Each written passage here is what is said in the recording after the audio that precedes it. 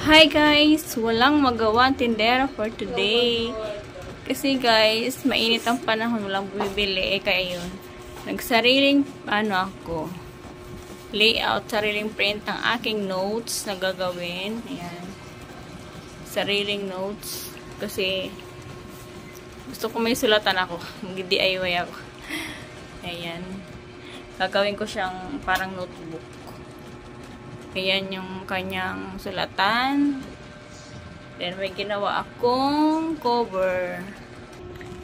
Ito guys, yung ginawa akong cover ng aking notes. DIY.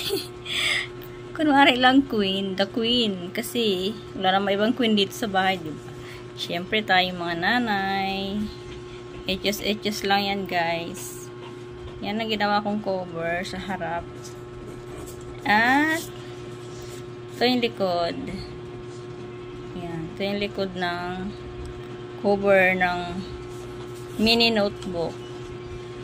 Ano lang ito guys? Bond paper lang. So may lang ako. Gawin ko lang parang journal. Sulatan ko lang. Ang cute lang. Ang cute lang ng ko. Ang ginawa ko.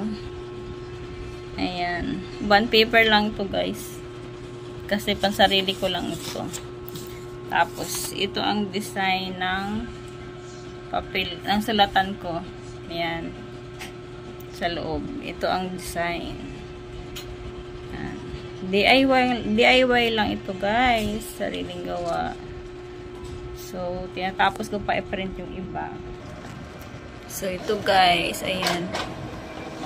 Nagpiprint pa siya. Konti lang itong gagawin ko. Mga ilang pages lang. Kasi sayang ng ink. Ayan. Susunod ay gagawa ko ng tunay na notebook. Yung may tunay na cover na papel. Ayan.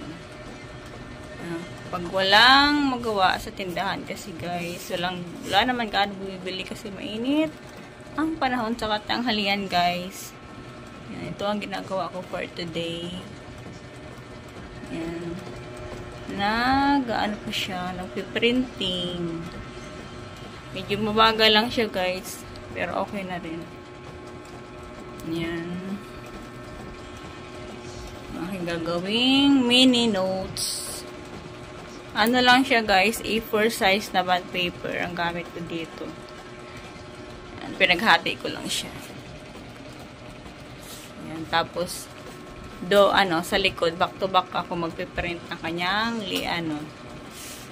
mga ayan, laman ng notebook. Ayan guys. Ito na siya guys.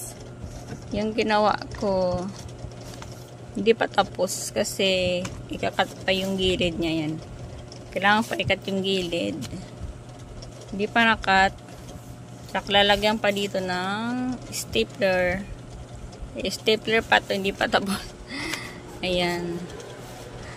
Ayan ang kanyang laman. Ayan. DIY na notebook guys. Listahan. Ayan. Thank you for watching guys.